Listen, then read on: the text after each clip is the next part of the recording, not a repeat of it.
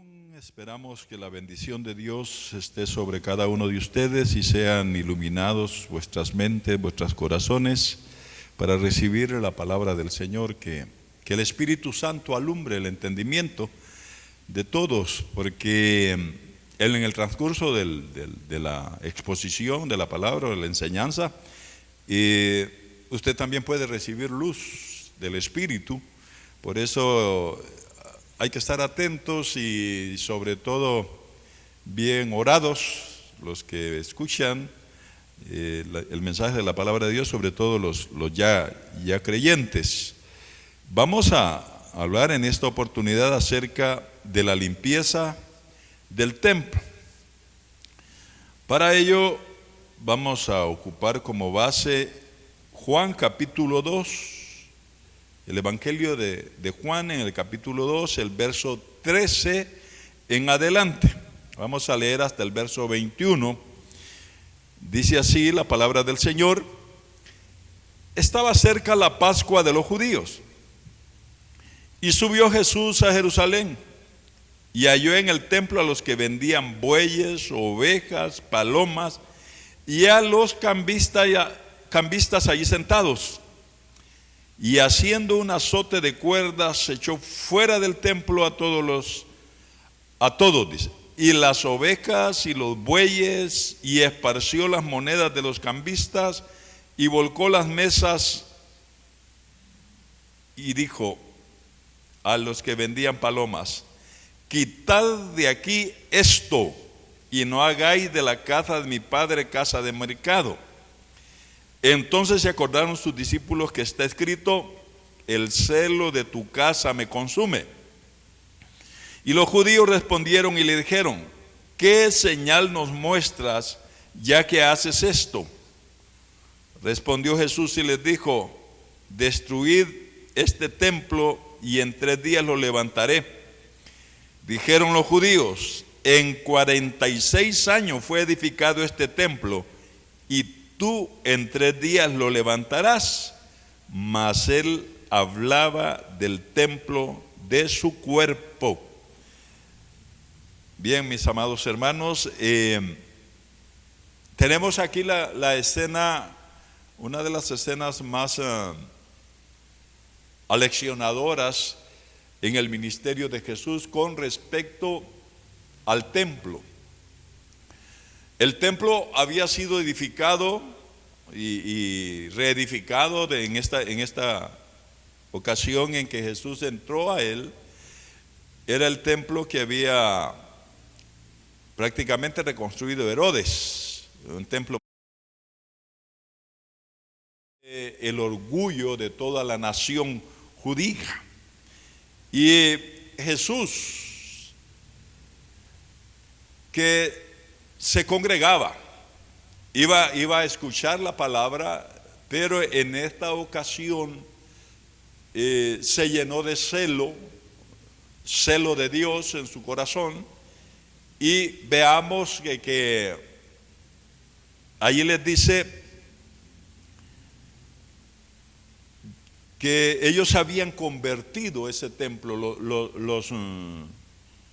habían perdido el orden del culto, porque se dedicaron a otras cuestiones, a otros asuntos que no tenían nada que ver con el templo. Porque acordémonos de que el templo fue edificado con el objetivo de rendirle culto a Dios, y había toda una ordenanza, había toda una legislación acerca de cómo debían ser los sacerdotes los que ministraban en el templo. Pero en esa ocasión que Jesús llega a ese lugar, imagínense ir al templo a rendirle culto al Señor, y de repente encontrarse con en vez de templo, en vez de casa de oración, como el mismo Señor lo citó, en un mercado. Y en Mateo está referido este mismo pasaje de la Escritura. En Mateo no les dice mercado, sino cueva de ladrones. Son 2 términos que el Señor utilizó para referirse a la condición en que se encontraba el templo. Y también les dijo qué debería hacer el templo en esa oportunidad. Entonces él llega, estaba en Capernaum, estuvo un buen tiempo, así lo dice el Evangelio de Juan, que estuvo un buen tiempo allí en Capernaum con los discípulos, pero era cerca de la Pascua, era una ocasión propicia. Estaban los preparativos para la celebración de la más grande fiesta judía, y esa celebración tenía que ver mucho con el templo. Me imagino que esperaban todo un año para celebrar esa fiesta, y era una fiesta solemne a Jehová. Pero imagínese usted la escena que había. Era de un mercado, y en el mercado hay de todo. Y allí habían cambistas, allí habían vendedores de ovejas, de palomas, y me imagino que no solamente eso vendían, porque el Señor les dijo, lo convirtieron ustedes en un mercado. Entonces viene al cierre, tal vez me adelante un poco, pero es necesario ahorita hacerlo. Al cierre del pasaje, lo concluyente es que las mismas autoridades judías confrontan a Jesús por lo que había hecho. Ahí hay que tener un carácter muy fuerte de hombre de Dios, y en este caso Jesús manifestó ese carácter serio, rudo, muy rudo, porque le dio vuelta a las mesas de los cambistas. Pocas veces se ve a Jesús a través de las Escrituras en esta actitud, digamos, una actitud fiera, o una actitud movida por el celo. Dice, estaba escrito que el celo por tu casa me consume. La Escritura habla de los celos, y de los celos de Dios, de los celos que son conforme a ciencia, de los celos que son que son celos justos. Y dice el Cantar de Cantares que los celos son duros como el Seol. Y ese fueron los celos que precisamente experimentó Jesucristo cuando vio la casa de su Padre, su casa también, porque era la casa del Señor. Le dice, el celo de tu casa me consume. Y tenía mucha razón. Yo creo que todos los humanos hemos experimentado más de alguna vez ese sentimiento, algunas veces con razón, otras veces sin razón, pero se experimentan los celos. Dice la descripción que hace de Cantar de Cantares de esos celos, es que son duros, como el mismo Seol. Imagine la analogía que hace allí con el Seol, los celos como el Seol. Terrible los celos. Le digo, tal vez en una menor escala o mayor escala, depende de quién sea, eso se experimenta. El humano es un sentimiento del corazón. Y Jesús lo experimentó cuando vio. ¿Qué fue lo que vio para que sintiera celos? Lo provocaron a celos. Las autoridades supuestamente tendrían que ser autoridades de Dios, y ellos eran los que habían permitido en el templo esa situación terrible. Puede imaginarse usted las cantidades de gente, los judíos que emigraban de diferentes partes de la tierra habitada en ese tiempo, que iban a rendir culto a Jerusalén cada año, que subían a Jerusalén. El mismo Jesús se trasladó de Capernaum a Jerusalén para ir a rendir culto a Dios, y se encuentra con esa panorámica, podríamos decir. Usted va a un mercado, vaya a un mercado. Yo creo que todos en la vida, más de alguna oportunidad, y algunos muchas veces, hemos ido al mercado, a los mercados. En los mercados hay de todo. y en la casa de Dios la habían convertido en mercado, en casa de vender, de cambiar, se movía mucho dinero allí. Dice, el relato estaba cerca, dice, la Pascua de los judíos, y subió Jesús a Jerusalén y halló en el templo los que vendían bueyes, imagínese usted, ovejas en el templo y palomas, y a los cambistas allí sentados. ¿Qué cuadro más deplorable!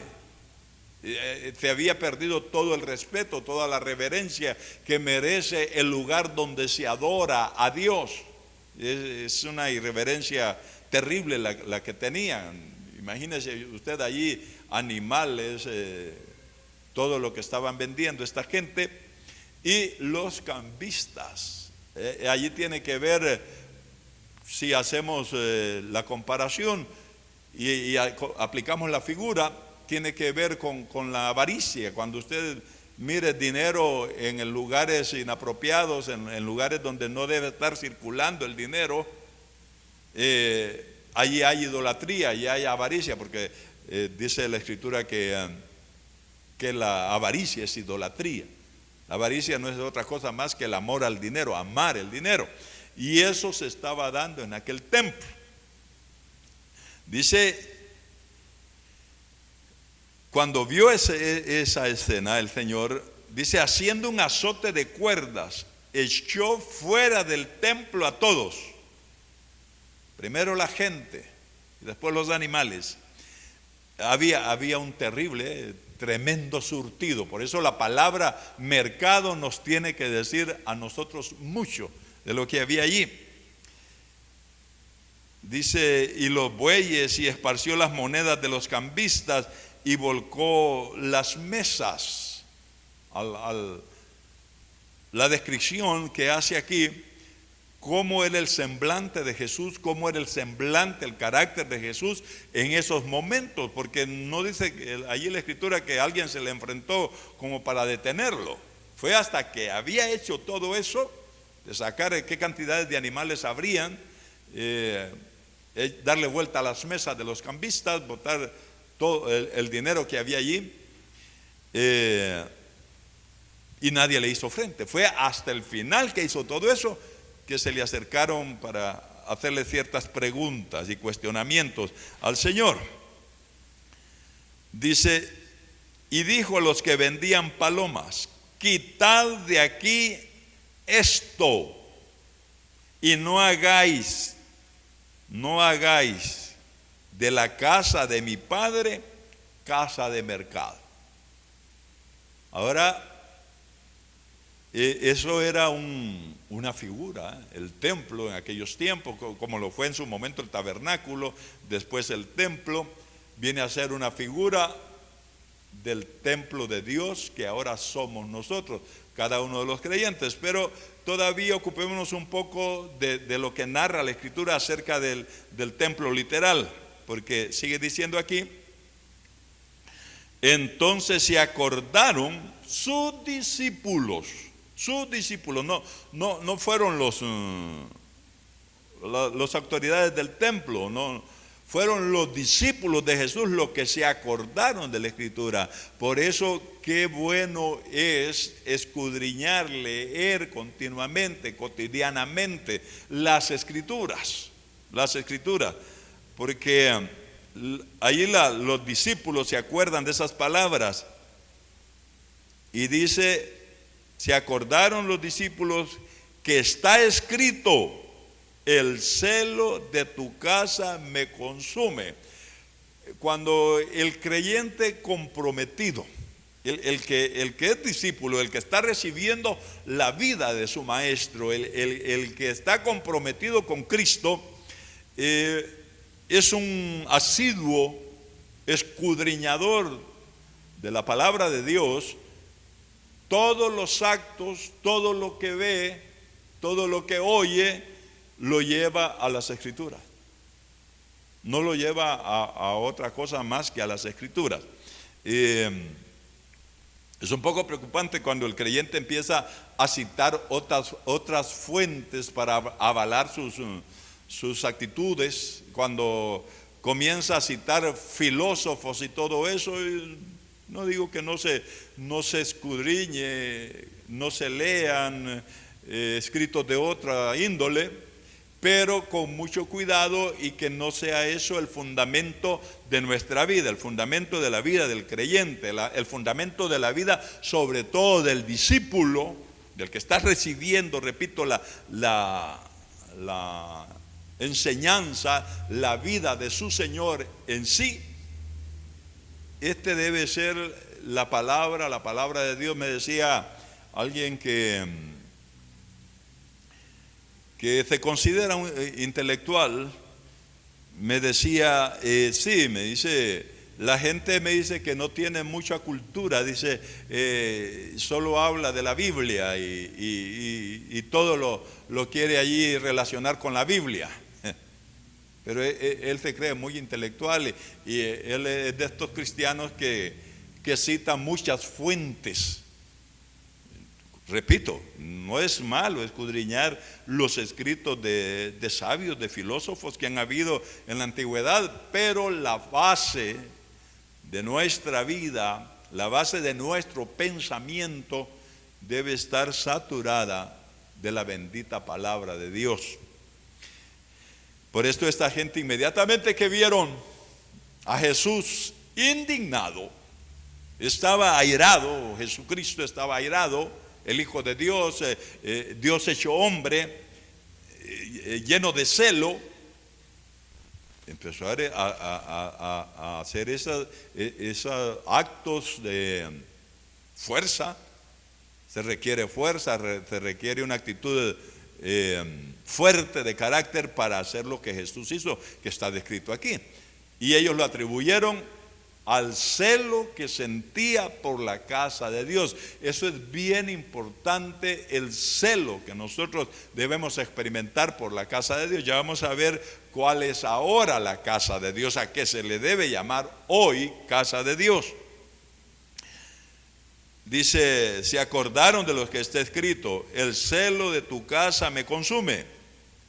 Y los judíos respondieron y le dijeron, ¿qué señal nos muestras ya que haces esto?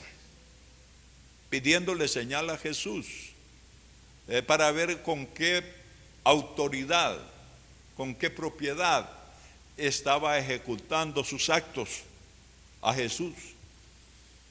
Respondió Jesús y les dijo, destruid este templo. Ellos allí no entendieron. Aquí entra de lleno lo del sentido figurado.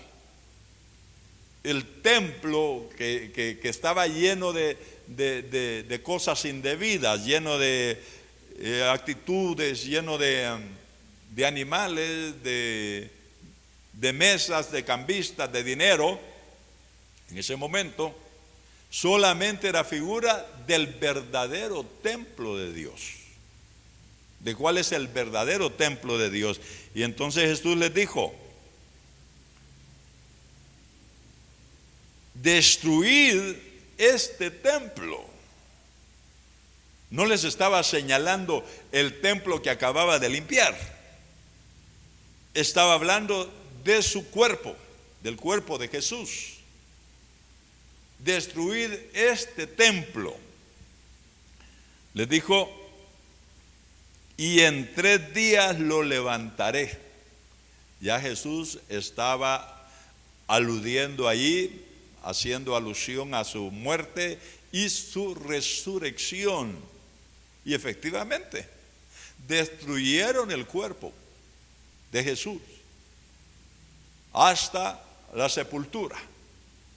Pero en 3 días se levantó, resucitó al 3er día. Ahí está clarita la figura. Entonces dijo, destruid este templo. Ahora yo quiero que usted me acompañe primero a Isaías 56, Isaías capítulo 56, el verso 7 de Isaías 56.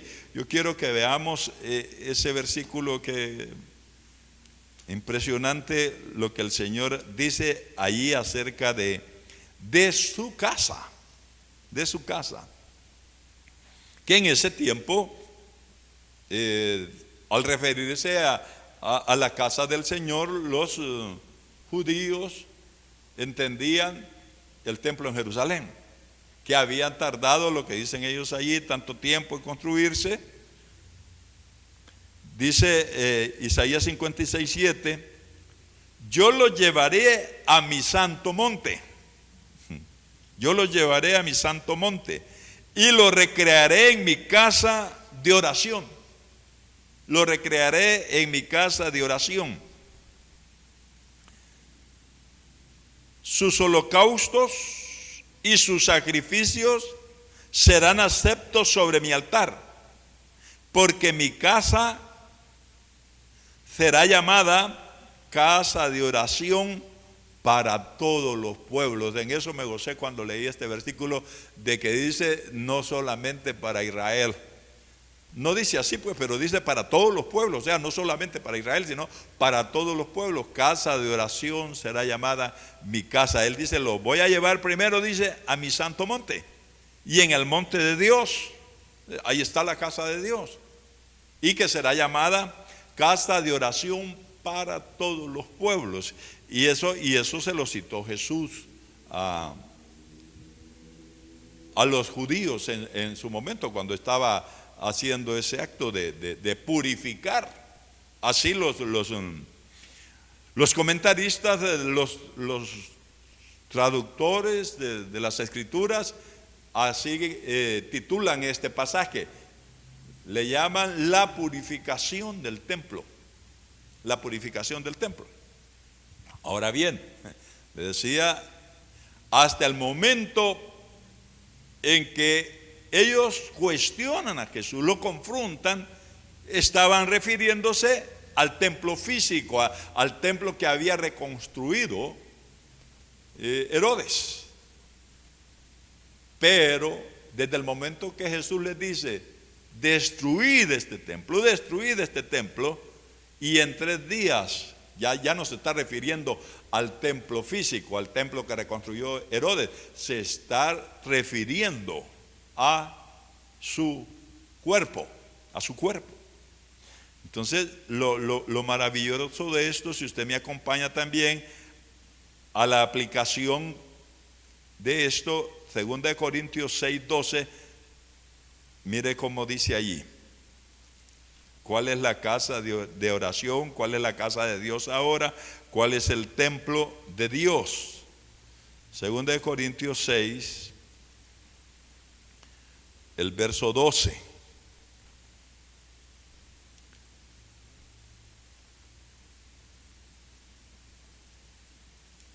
Perdón, Primera de Corintios es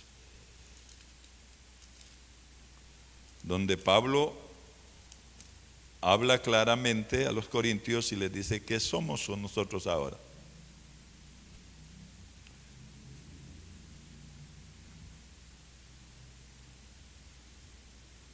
Permítame que yo creo que anoté mal estas citas.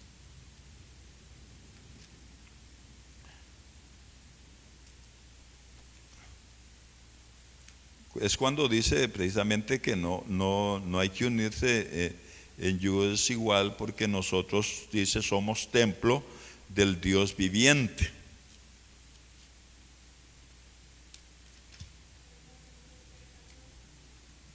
Gracias. Sí, es que es 2 Corintios 6:14, ¿verdad? Perdón hermanos. 2 Corintios 6:14.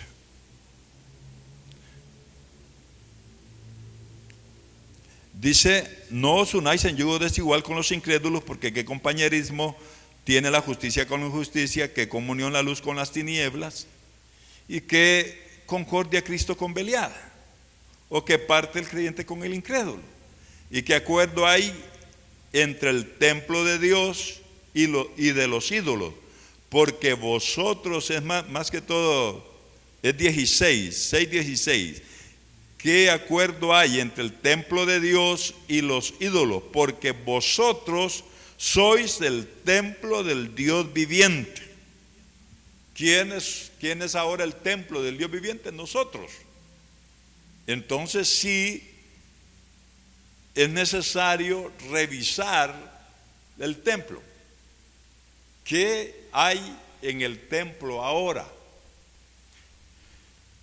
Por lo general nosotros siempre nos reunimos, tenemos nuestras reuniones, nuestros cultos, y hay un lugar asignado para casa de oración, un lugar físico.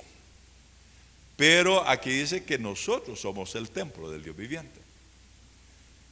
Les refiero esto de nuestras reuniones, de cuando nos congregamos y que necesario es hacerlo, ¿verdad? Y de hecho el recinto donde nos reunimos debe haber respeto, reverencia en él, cuando nos juntamos a rendirle culto a Dios. Pero allí estamos. ¿Cuántas veces nos reunimos a la semana?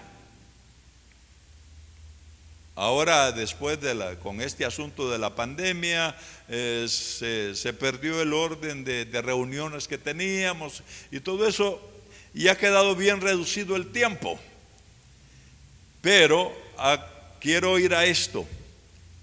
No solamente en las reuniones, cuando nos congregamos, somos templo del Dios viviente. Somos templo del Dios viviente desde el momento que recibimos a Jesucristo como nuestro Salvador. Desde que Él vino a morar en nosotros. Él dice, habitaré, allí dice, habitaré entre ellos, andaré entre ellos.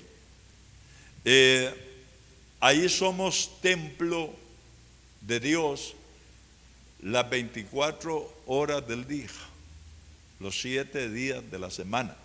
Cuando recibimos nosotros a Jesucristo como nuestro Salvador, entonces somos y nos constituimos en templo del Dios viviente. Es más, dice que hay que cuidarlo, porque el que destruya este templo, Dios lo va a destruir a él.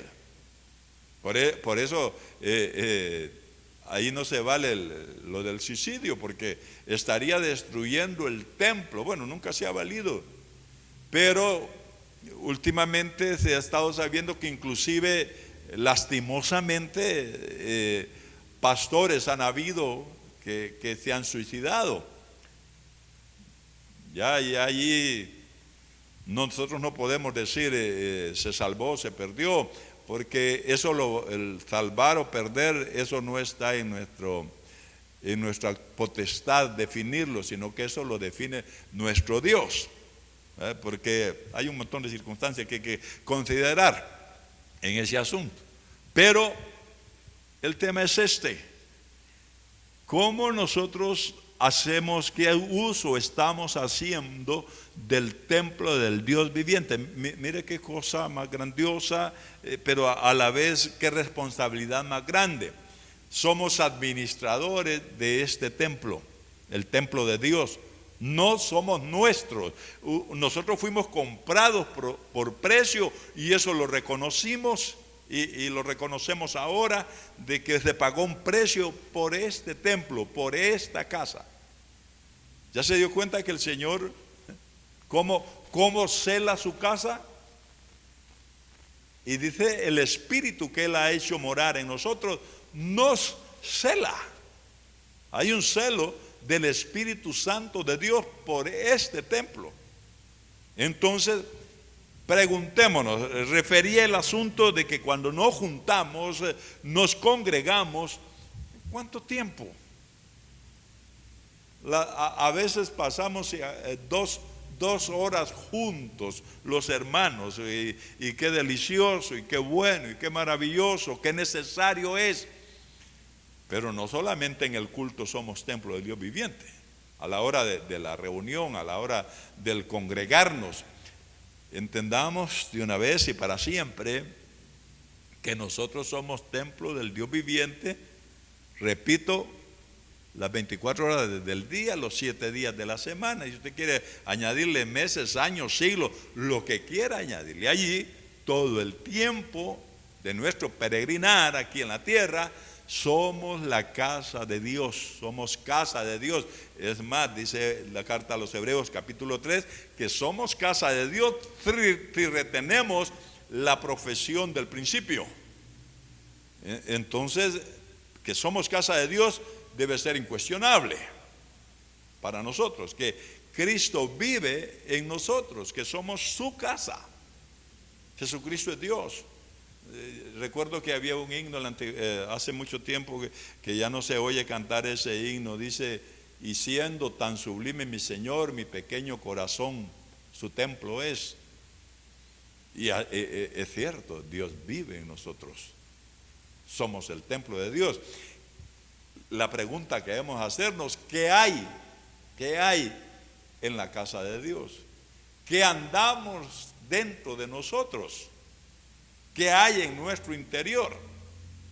Mire que ha sido bastante favorecido en estos tiempos, lo he escuchado por varios predicadores en diferentes lugares y en diferentes tiempos también, el asunto de los ancestros. Otro tema que se favorece bastante también es la invasión, las contaminaciones, todo eso que viene relacionado con esta casa, con este templo, que es el templo de Dios. ¿Y qué hemos hecho nosotros para solucionar ese asunto, lo congénito, lo que traemos de nuestros padres? Como dice el apóstol Pedro, que nosotros fuimos rescatados de nuestra vana manera de vivir que heredamos de nuestros padres. Dice: oíste, ya no se va a oír, dice el adagio aquel, oíste que fue dicho a los antiguos, los padres comieron las uvas agrias y los hijos van a sufrir la dentera. Pero ¿cuántos creyentes sufren las consecuencias de la herencia ancestral, de lo que se recibe de los padres? De hecho, nosotros, a cada uno de nosotros nos llegó el pecado congénito, y con el pecado nos llegó la muerte. Siempre lo he dicho, que usted quiere leer ese asunto, cómo fue que nos llegó el pecado y con ello la muerte a nuestra vida. Romanos del capítulo 1 hasta el capítulo 5 habla de cómo entró el pecado, cómo entró la muerte en la humanidad y todo eso. Por supuesto hay más escritura que esa para fundamentar el asunto del pecado y la muerte en el humano. Y nosotros somos humanos ahora, por ahora, ¿verdad? Después pasamos de muerte a vida, y en la resurrección, lógicamente, esto corruptible se va a vestir de incorruptibilidad. Pero mientras tanto, somos templo del Dios viviente, esto es casa de Dios. Entonces necesitamos, a la luz de la Escritura, con la luz del Espíritu Santo de Dios, y también la conciencia sirve en estos casos de ver qué hay dentro del templo, qué anda dentro, aquí adentro, qué hay. Fíjese que Jesús encontró en el templo que habían vendedores, habían bueyes, habían ovejas, habían palomas, había dinero adentro del templo. En la casa de oración no se estaba orando, se había convertido en una casa de mercado. Jesús entra y saca todo. Pues bueno, ocupando la figura, eso debe suceder en nuestra vida. Jesús entrando y sacando toda cosa que no tenga que ver con oración, con adoración, con alabanza. Todo aquello que en vez de aportar a la obra del Señor en nuestra vida, a la obra de Dios en nuestra vida, está estorbando más bien. Por supuesto, no todo el tiempo fue así. Hubo tiempos, tanto en el tabernáculo de Moisés, hubo adoración, y se empezó a degenerar el asunto allá en Silo, cuando el sacerdote Elí permitía cosas con sus hijos, que acontecían cosas en el tabernáculo muy feas, cosas pecaminosas. Pero eso todo está encaminado, todo está enfilado hacia nuestro presente. Hay lecciones ahí para nuestra vida, para el presente de esta casa, del templo de Dios. Hay lecciones. Entonces, una de las grandes lecciones del templo de Silo fue que dice la Escritura, el Salmo 105, dice que lo dejó ese templo, dejó el tabernáculo de Silo, lo dejó, lo abandonó. Después vino lo del templo de Salomón. Estábamos diciendo que no todo el tiempo fue así eso, de lo que había en los tiempos de Jesucristo. Cuando comenzó el templo, usted puede leer en el libro segundo de Crónicas cómo comenzó la situación en el templo que edificó Salomón. Cayó una gloria de Dios, que se rompieron los turnos y todo eso. Empezó con manifestaciones gloriosas en el templo. Pero allí no habían introducido todavía lo que era el mercado. Todavía no habían convertido el templo en una cueva de ladrones, como se había convertido en los tiempos de Jesús, en una cueva de ladrones. Bueno, vengamos hacia nuestros tiempos ahora, como Jesús le dijo a la samaritana: viene el tiempo y ahora es cuando los verdaderos adoradores adorarán al Padre en espíritu y en verdad, porque el Padre tales adoradores busca que le adoren. Y porque la pregunta de la mujer samaritana, el capítulo 4 del Evangelio de Juan, fue: los judíos dicen que en Jerusalén, los samaritanos aquí en el monte de Jacob, que hay que adorar, que es el lugar adecuado, que es el lugar apropiado. Jesús le dijo, fue la respuesta de Jesús: ya no va a estar supeditado el culto a tiempo y a lugar. Prácticamente con lo que le dijo, los verdaderos adoradores adorarán al Padre en espíritu y en verdad, pero es en el templo donde se adoraba. Aquí está ese templo para adorar al Señor en este tiempo. Esta es la casa de oración, nosotros. Por eso cabe la pregunta: ¿qué estamos haciendo con este templo cuando no estamos en el culto? Cuando no estamos reunidos, cuando no estamos congregados, ¿qué se hace ahora con este templo de Dios, con esta casa de Dios? Debemos ser muy cuidadosos en esto, inclusive dónde llevamos esta casa de Dios, dónde vamos. Debemos de meditarlo.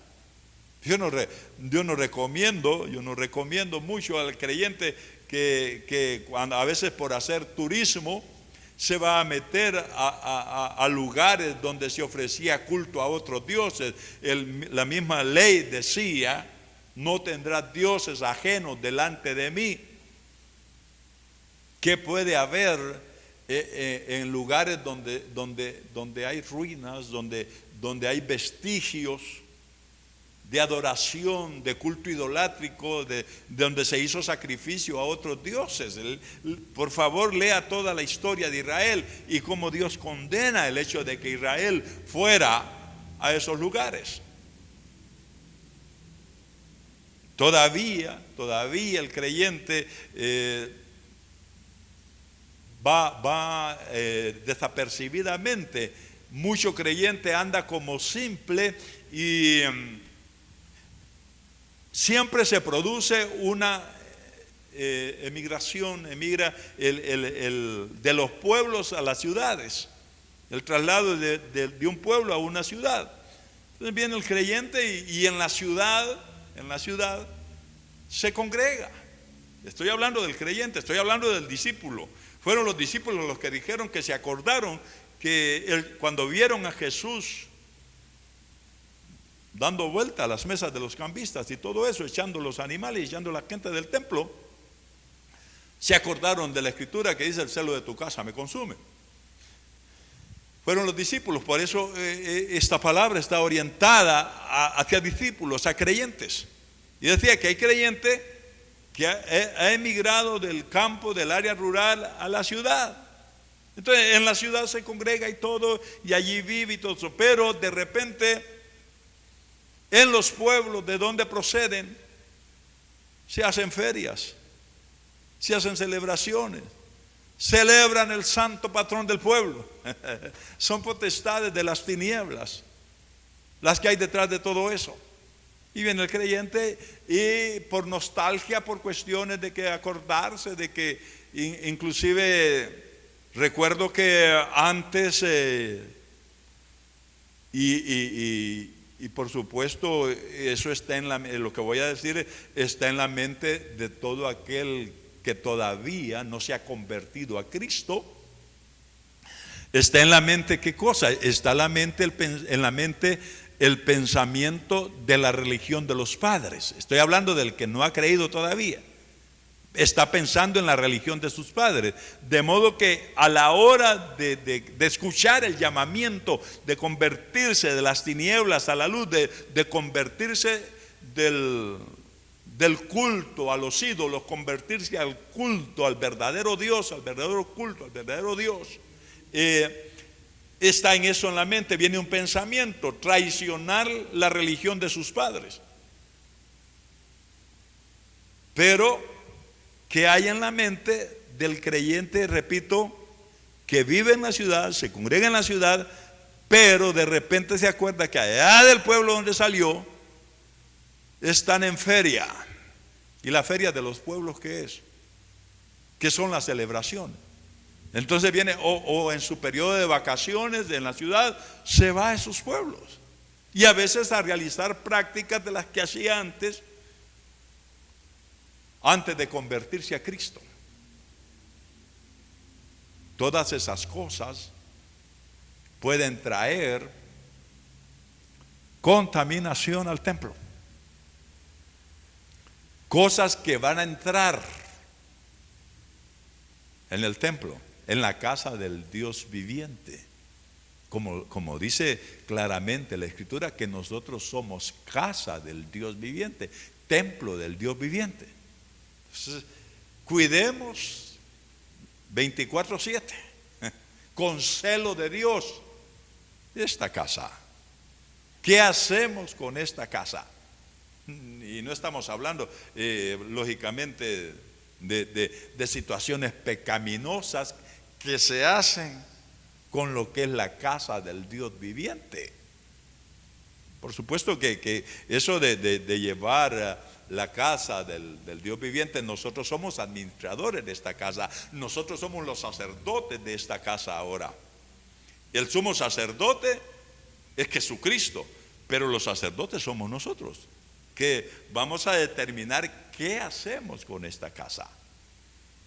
Piense que no solamente somos casa de Dios cuando nos congregamos, somos casa de Dios cuando vamos y nos movemos durante todo el día, durante toda la semana, durante todo el mes, durante todo el año, durante todo el siglo. Somos casa de Dios. Dios viene, dice: habitaré entre ellos, andaré entre ellos y habitaré entre ellos. Dios está y es celoso. Dios no ha dejado de ser celoso, solamente que el celo de Dios es conforme a ciencia, es justo. El celo de Dios, el celo que sintió el Señor Jesucristo.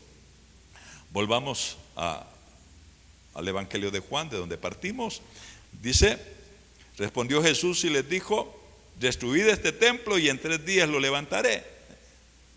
Pero él había dado una lección de cómo mantener cómo mantener limpio el templo de Dios, limpio de las impurezas, limpio de cosas que no son apropiadas, que no son adecuadas, que no van con el carácter santo y perfecto de nuestro Dios.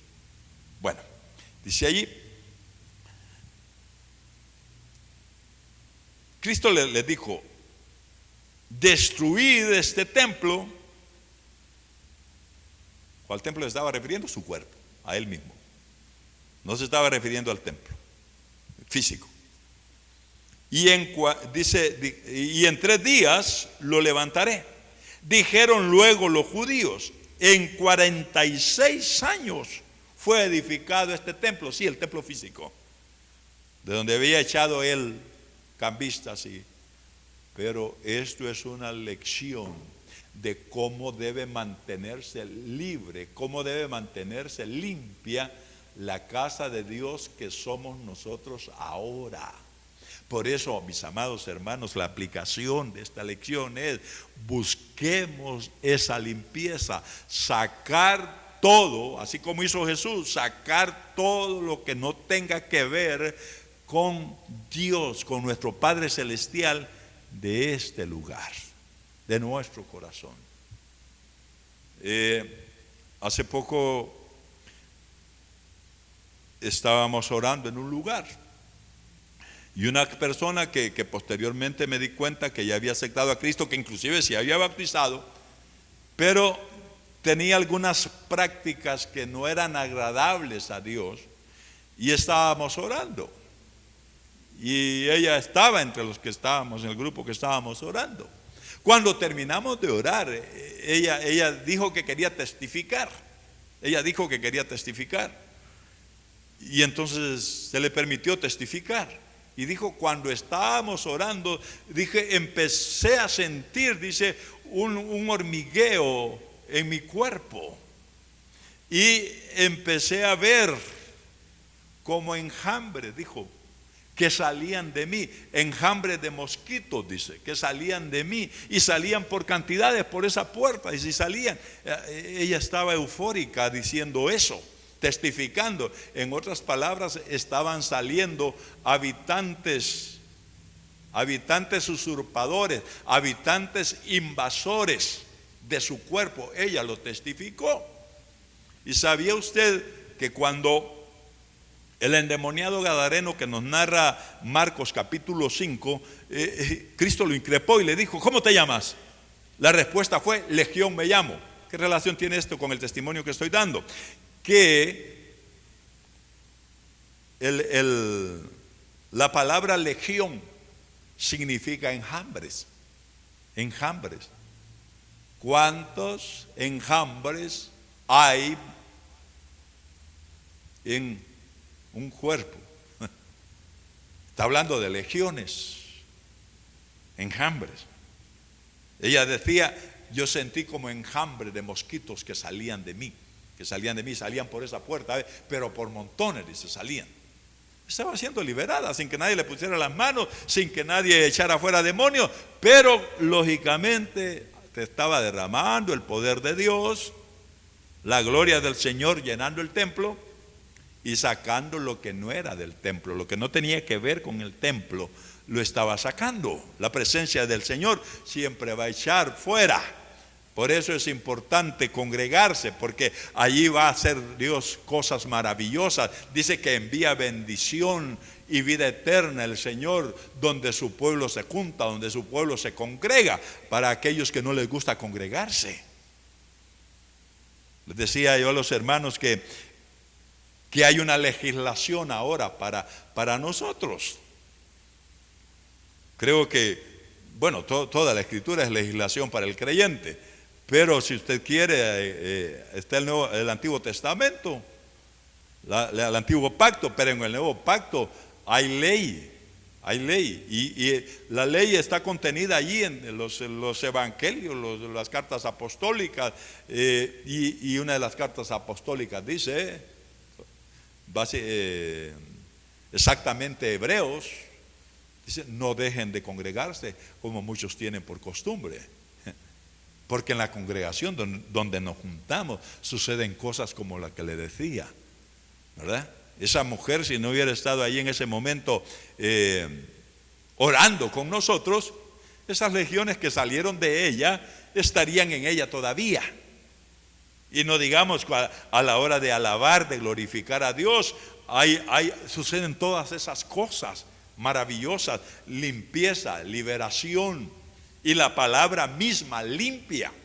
Entonces, esa limpieza precisamente está sacando cosas de nuestra vida, cuestiones que provocan a celos a Dios. Y 1 Corintios 10:22 dice que nosotros no somos más fuertes que Él, que no lo provoquemos a celos. Y precisamente está hablando de idolatría. Idolatría no solamente es esas estatuas, las imágenes que se hacen de gente.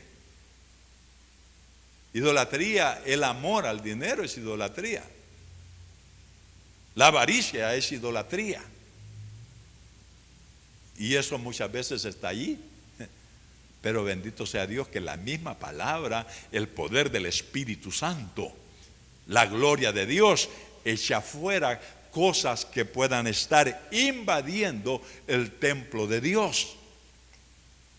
Cuando nosotros nos presentamos delante de Dios, ya sea en nuestra vida devocional, allá en los lugares secretos que nosotros tenemos para orar, cuando cerramos la puerta tras nosotros para orar, allí suceden cosas maravillosas también.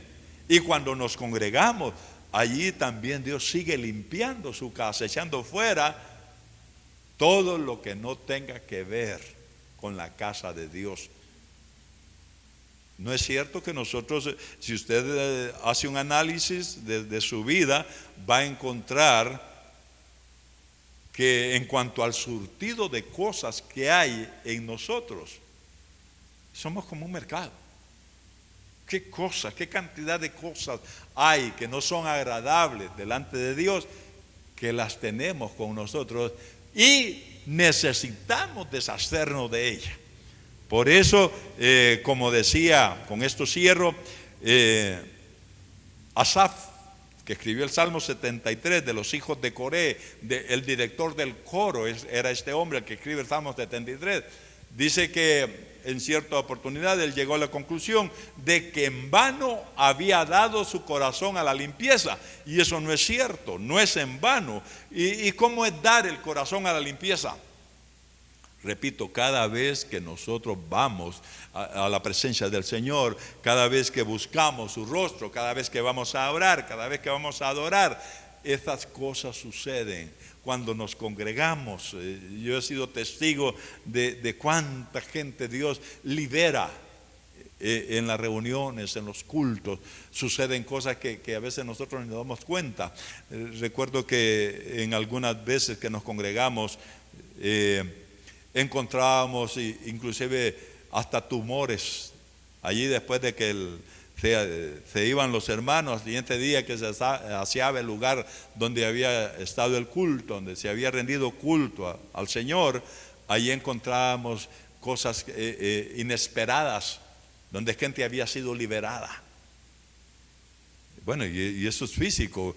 El caso que le mencioné, no se vio nada de todo eso, pero la persona testificó: experimenté que salieron enjambres, salieron de mí, decía, y por montones salían por esa puerta, dijo. Estas son cosas invisibles, nadie vio eso, pero ella lo experimentó, y ahora se está comprobando porque he estado monitoreando la situación de esta hermana, y dicen que el comportamiento es muy diferente al que tenía antes de que esos enjambres salieran. Ahora es una persona diferente. Hay cambios en la vida de ella, por supuesto cambios positivos en la vida de esta persona. Entonces, demos nuestro corazón, presentemos nuestros cuerpos en sacrificio vivo, santo, agradable a Dios, y allí el Señor entra y limpia su templo, su casa, que somos nosotros, mis amados hermanos. Siempre estemos velando, siempre estemos vigilando que el templo esté limpio, esté libre para adorar, para rendirle culto a nuestro Dios. Que Dios bendiga a cada uno de ustedes. Amén y amén.